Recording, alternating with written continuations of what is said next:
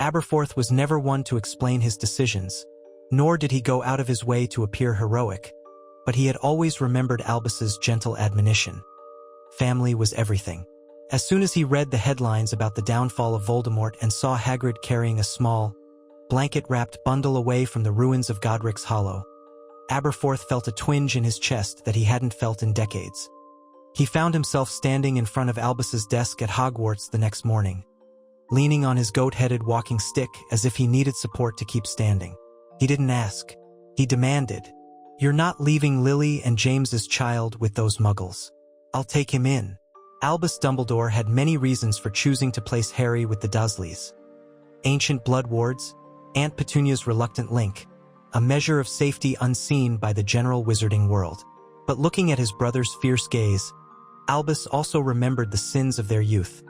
Losing Ariana, the cracks in their own family, the regrets that loomed large even decades later. With a slow, contemplative exhale, Albus placed a soft hand on Aberforth's shoulder. This time, he couldn't bring himself to argue. He told Aberforth everything. About the wards, about the necessity of protecting Harry from the last vestiges of Voldemort's loyalists. Aberforth listened with a set jaw and eyes that shone with a kind of unwavering stubbornness. "If the wards fail, we'll find another way, but this boy won't grow up unloved."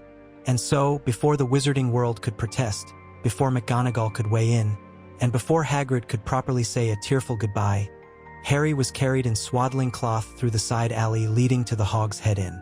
Aberforth gently nestled the child by the hearth while he cleared a small table filled with goat feed, half-eaten bread, and tankards crusted with dried mead. He felt strangely protective, an uncharacteristic paternal warmth thrumming through his veins. "We'll manage, lad," he muttered to the baby, though the child only gazed back with bright green eyes, entirely trusting. The Hog's Head was not a place known for warmth, or for that matter, hygiene. It attracted wizards and witches looking for cheap fire whiskey or for secret deals best not made in the public eye.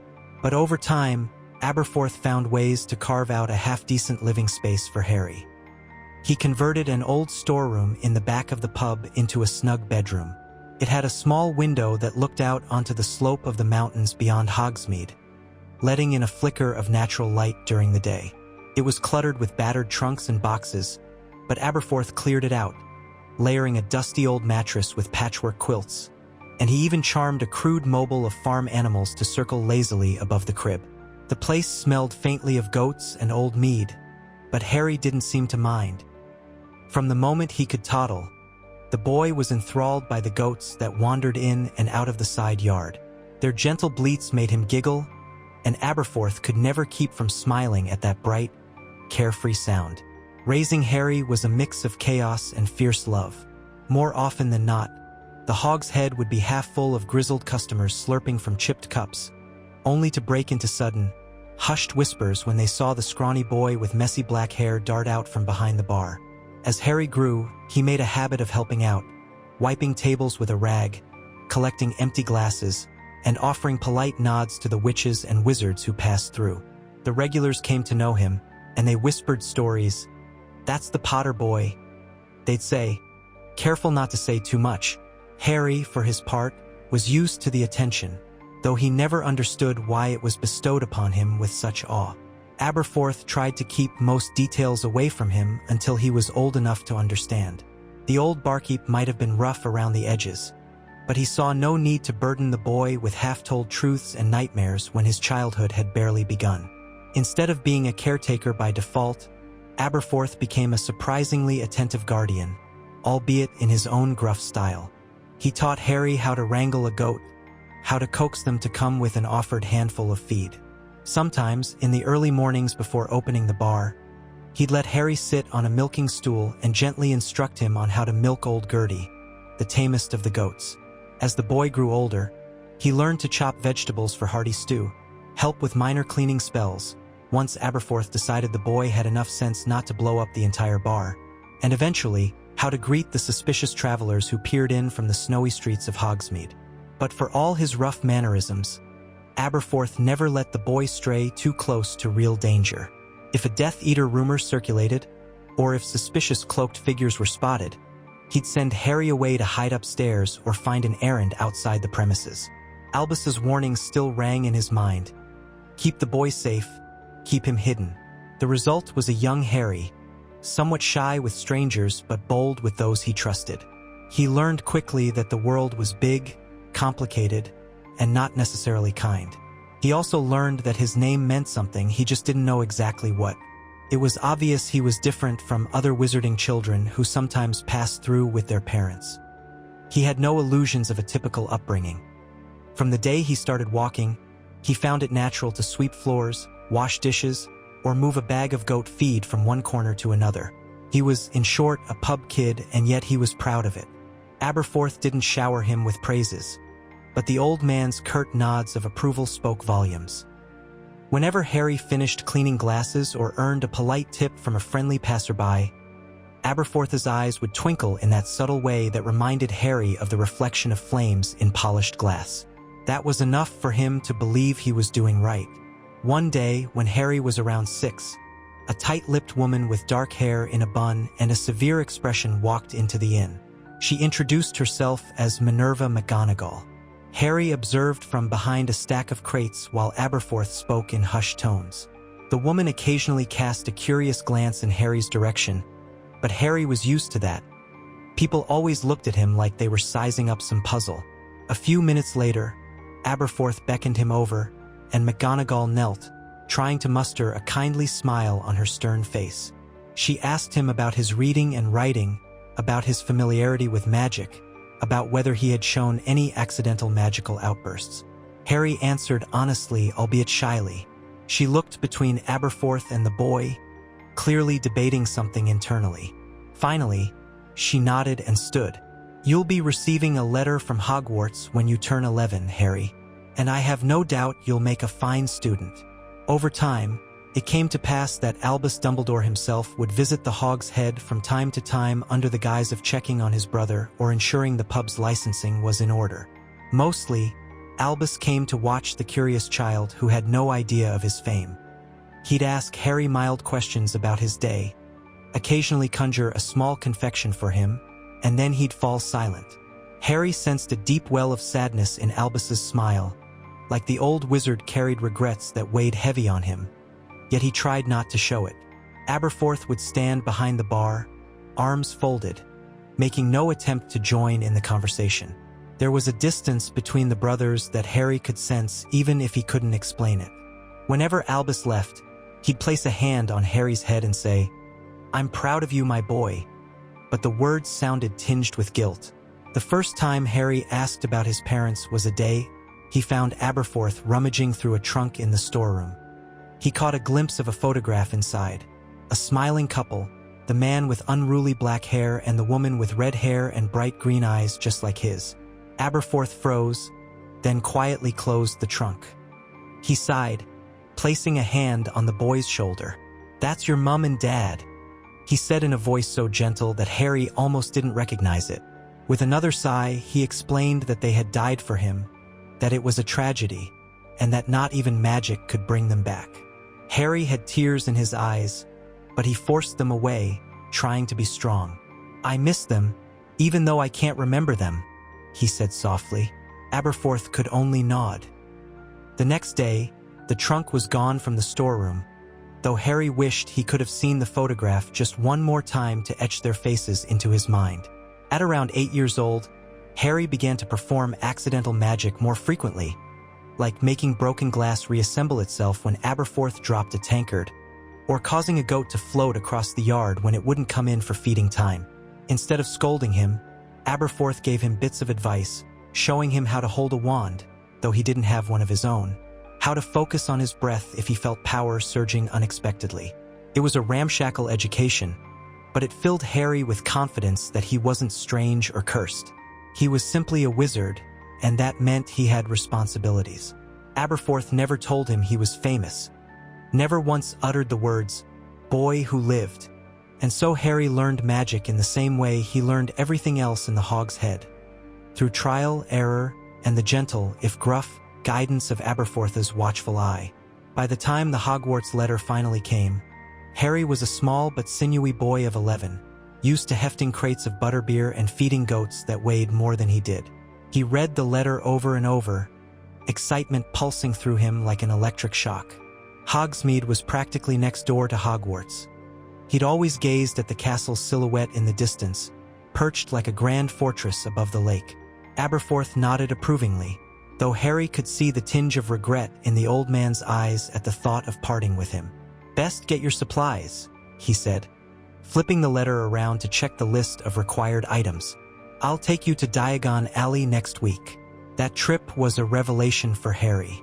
Aberforth led him through the leaky cauldron, where the barman, Tom, gave the boy a curious look, and then into Diagon Alley where magical shops stretched into the distance. Harry gawked at the moving displays, the neon signs advertising potions and quills, the owl hoots from Elop's Owl Emporium. Most passers-by didn't pay the boy much mind, though occasionally someone would do a double take when they spotted the lightning-shaped scar on his forehead. Aberforth kept his arm around Harry's shoulder, steering him firmly through the crowds. They bought robes at Madame Malkin's, textbooks at Flourish and Blott's, and a shiny new cauldron at a corner shop. Harry felt slightly overwhelmed by it all, but Aberforth's presence was calm and resolute. When they finally reached Ollivander's, the wandmaker's shop, a small thrill shot through Harry's stomach. In the quiet hush of the shop, Mr. Ollivander flitted about, taking measurements of Harry's arm length and studying his eyes through half-moon spectacles. Harry tried several wands, none of which did more than spout sparks or make a vase wobble precariously. Then finally, in the dusty hush, he held a wand of holly and phoenix feather, 11 inches, nice and supple. A rush of warmth filled the air, and golden sparks danced elegantly at the tip. Ollivander's eyes shone. He whispered something about the wand's connection to great deeds, referencing a phoenix feather from a particular bird that had given only one other feather. Aberforth quietly handed over the payment, ending any further speculation. Harry barely noticed. All he knew was that a new door was opening in his life. September came, and with it, the long walk up to Hogwarts. Aberforth escorted Harry onto the Hogwarts Express, though they both knew the trip was ridiculously short, given they could have walked from Hogsmeade to the school in half the time. But tradition was tradition. Standing on platform 9 3/4, Aberforth patted Harry awkwardly on the shoulder. "Do good," he said. "Behave yourself, at least a little." Harry grinned, hugging him tight. It was the first time he remembered initiating an embrace. Aberforth muttered something into the boy's hair that sounded like "proud of you," before gently pushing him toward the train. Life at Hogwarts was a mixture of excitement and curiosity for Harry. The Sorting Hat considered placing him in Gryffindor but lingered on the idea of Hufflepuff, perhaps reading the loyalty and down-to-earth kindness instilled by Aberforth's quiet guardianship. In the end, the Hat shouted "Gryffindor!" and the Great Hall erupted into applause. Harry hurried over to the cheering table, feeling a surge of pride. Yet throughout that feast, and the first few weeks, whispers followed him wherever he went. "That's Harry Potter," they'd hiss. "Thought he was raised by muggles. No, I heard he grew up in the Hog's Head. What's he doing in Gryffindor?" The curiosity never quite ended, but it was overshadowed by the wonder of spells, potions, and new friendships. Ron Weasley and Hermione Granger became his closest friends, though it took a little time for them to break through his initial reserve. He wasn't used to children his own age, and the hustle of the Gryffindor common room left him feeling awkward at first. He'd never learned to play games like Exploding Snap with kids who weren't smelly wizards passing through a pub, and he felt a bit behind in some social customs. But Harry's earnestness and unpretentious nature drew Ron and Hermione in. He was resourceful, ready to help with a quick cleaning spell or fix a squeaky step on the dormitory stairs. He was fascinated by their families. Ron's loud and loving clan, Hermione's muggle parents who supported her wholeheartedly, and they, in turn, were fascinated by his unique upbringing in a bar full of goats, mead, and scuffed wooden floors. Of course, school wasn't just about making friends. The first time Harry glimpsed Severus Snape, he felt an inexplicable chill. Snape's cold eyes lingered on him in potions class, and Harry could sense loathing, or at least deep resentment, radiating from the man. Yet, Without the baggage of the Dursleys or an uncertain sense of self, Harry didn't shrink away. He might not have known the exact reason for Snape's hostility, but he had endured the mistrustful stares of shady patrons in the Hog's Head for as long as he could remember. He responded to Snape's sneers with quiet dignity. While he wasn't top of the class, Hermione firmly held that spot. He worked diligently, never letting Snape's barbed remarks dig too deeply under his skin. Quidditch tryouts were another turning point. Aware of his father's legacy only through whispered anecdotes, Harry still felt an instinctive draw to flying. The moment he mounted a school broom, something clicked. He soared above the pitch with unforced grace, weaving around the stands as if he had done it his whole life. McGonagall's sharp eyes missed none of it. She promptly made him the Gryffindor Seeker, further fueling the rumor mill. But to Harry, it was just a chance to challenge himself and do something he loved. He'd grown up around the hustle of pub life. Having eyes on him didn't faze him nearly as much as it might have if he'd grown up locked in a cupboard. He leaned into the thrill of the chase, that moment of seeing the elusive golden snitch glinting in the sunlight. Although Harry was in Gryffindor, he found himself drawn to out-of-the-way nooks and crannies, old corridors few ventured into, or quiet parts of the library. He had an affinity for hidden corners, reminiscent of his life behind the Hog's Head bar. Early in the first term, he stumbled upon the Mirror of Erist, called to him like a secret. Looking into its dusty glass, he saw himself standing with his mother and father, arms around each other, all of them smiling proudly. But to his surprise, he also saw Aberforth, standing off to one side, wearing that slightly exasperated but fond expression he got whenever Harry did something daft yet endearing. The realization that he wanted both his parents and the only father figure he had truly known made tears prick at his eyes. He returned often to gaze at this vision, torn between sorrow and longing, until Albus Dumbledore found him there. The headmaster gently explained that the mirror showed one's deepest desires, cautioning Harry about the power of such reflection. Harry nodded, feeling a heaviness in his chest. Later, he told no one, but the memory of that reflection lingered every time he wrote letters to Aberforth, telling him about everything from the Quidditch team to potions mishaps. Correspondence between Harry and Aberforth was not filled with flowery language. Usually, Aberforth's letters were short, gruff notes. "Good to hear you're not blowing up the castle." Or "Goat's doing fine. Don't be a slacker in class." But each was signed simply, A. Harry replied with more enthusiasm, sharing small triumphs, frustrations with homework, or the antics of Peeves the poltergeist. No matter how short, those letters anchored him in a sense of belonging. He felt a stable connection, something that let him know he was always welcome back at that smoky, worn-in inn at the edge of Hogsmeade. When Halloween came and a troll roamed the castle, Harry showed his grit, standing by Ron and Hermione, not out of a noble quest to impress anyone, but because he'd grown up around the no-nonsense heroism of Aberforth. You protected your own, you stood your ground, whether it was a drunken wizard smashing chairs in the Hog's Head or a troll in the girls' bathroom. After that incident, the trio's bond cemented, and even Hermione, who tended to raise an eyebrow at Harry's less polished approach, came to trust his instincts. The mystery of the Philosopher's Stone, which Harry learned about through various slip-ups and hidden clues, awakened something cautious yet determined in him. He suspected that his guardians, Albus and Aberforth, knew something about it, but he never pressed. Instead, he relied on his friends. Sneaking out at night, braving the forbidden corridor with the three-headed dog, all felt like a next-level bar brawl. And though Harry knew better than to sign himself up for danger, he also couldn't ignore the sense that something was threatening his new home. He recalled Aberforth's advice. If you see a problem, and it's in your power to fix it, do something about it. But keep your head on straight. That was exactly what he did. Descending into the trapdoor, facing the challenges, flying keys, a life-sized wizard's chess game, the test of logic with potions, stoked the fire of Harry's confidence. By the time he confronted Quirrell and the echo of Voldemort's presence, he was terrified, but also resolute. He wasn't just the boy who lived. He was a boy who had learned grit by mopping floors, by occasionally diffusing a drunken fight before it started, by caring for goats that could easily knock him down if he wasn't gentle and quick on his feet. Though he nearly died that night, he emerged with a stronger sense of who he was.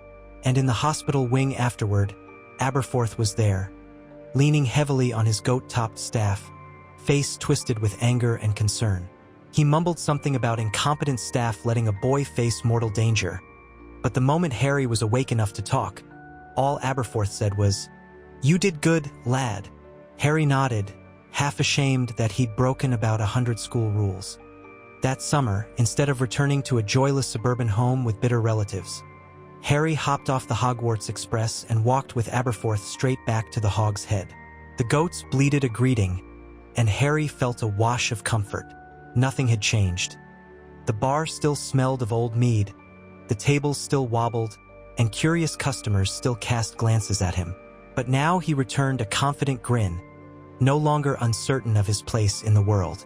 The next morning, he and Aberforth swept the floor side by side, just as they had so many times before. Harry's mind was flooded with memories of the trials he'd faced, the new friendships he'd forged, and the secret triumph he carried. He still felt like he belonged there, in the Hog's Head, a modest place with a big heart, embodying the kind of love that didn't need to be declared but was always felt. And as the sun climbed over the mountains, spilling light onto the dusty wooden floor, Harry realized something that made his eyes sting with emotion. Though he'd never forget his parents or the sacrifice they made, he had a family right here. Aberforth wasn't perfect, he was no saint, but he had given Harry a home. He might not have had all the answers, but he did what he knew best: care for the boy in the only way a stubborn, gruff bartender could. For Harry, that was more than enough. It was everything.